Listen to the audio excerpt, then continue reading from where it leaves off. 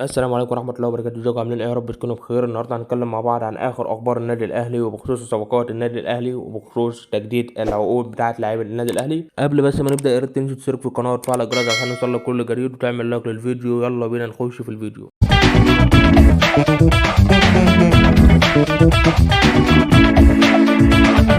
نبدا كده بموضوع الصفقات ونبدا بكريستو. خلاص كريستو هيكون متواجد بكره في القاهره للانضمام للنادي الاهلي وهيوقع عقد لمده 4 سنوات ونص. نخش بقى بخصوص دانيال اوفري. دانيال اوفري الاهلي اعلن النهارده ان دانيال اوفري اصبح خارج حساباتنا نهائي والاهلي لم يتعاقد معاه. نخش بقى بخصوص خالد عبد الفتاح. خالد عبد الفتاح بشكل نهائي هيكون متواجد مع النادي الاهلي خلال الايام القادمه ونادي سموحه هياخد محمد محمود وحسام حسن على سبيل الاعاره زائد مبلغ مالي، لكن لحد اللحظه دي خالد عبد الفتاح ما وقعش مع النادي الاهلي. راحلين على النادي الاهلي زي ما قلنا هيكونوا حسام حسن على سبيل الاعاره 6 شهور لنادي سموحه، زياد طارق سنه ونص لنادي سموحه ايضا، زائد محمد محمود اعاره لنادي سموحه. دي كده اخبار راحلين على النادي الاهلي. نخش بقى في التجديد العقود. خلاص بشكل نهائي اللي هيبقى اللي عقودهم قربت تنتهي الاهلي هيجددهم، زي حسين شحات، ياسر ابراهيم، رامي ربيعه، اللعبه دي. والاهلي هو اللي اعلن بكده، الاهلي هو اللي اعلن ان اللعبه دي هيتم تجديد عقودها خلال الايام القادمه. تمام، دي كده كل اخبار الصفقات وتجديد العقود والراحلين. الاهلي ختم المران بتاعه النهارده استعدادا لمباراه بيراميدز بكره واحتماليه مشاركه احمد عبد القادر لمباراه بكره. دي كده كل اخبار النادي الاهلي. هنقول مع بعض في نهايه الفيديو التشكيل الانسب لمباراه الاهلي بكره، الطريقه اللي بيلعب بيها نادي بيراميدز خلال المباريات الماضيه. نقول كده اخبار نادي الزمالك. الزمالك اعلن قائمته استعدادا لمباراه اسوان غدا في الدوري المصري. المباراه هتكون الساعه 3 الا ربع بتوقيت مصر على ملعب اسوان. زي ما انتم شايفين دي القائمه بتاعه مباراه بكره. نتكلم كده بقى في موضوع عبد الله السعيد من انتقال لنادي الزمالك. عبد الله السعيد لحد اللحظه دي الكلام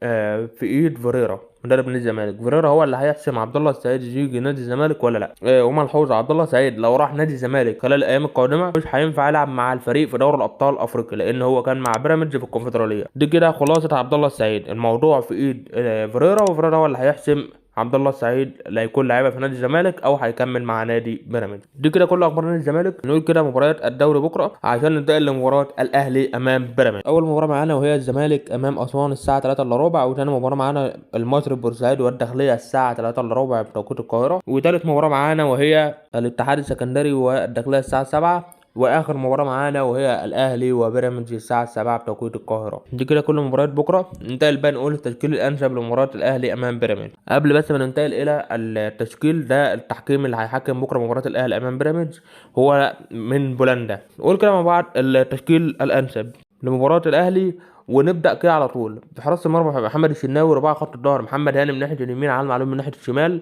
في قلب الدفاع هيبقى محمد عبد المنعم وعودة محمود متولي. في نص الملعب هيبقى اليو ديانج وحمدي فتحي، قدامهم صانع لعب وهيبقى برونو وسافيو. على الشمال عودة احمد عبد القادر، على اليمين حسين الشحات.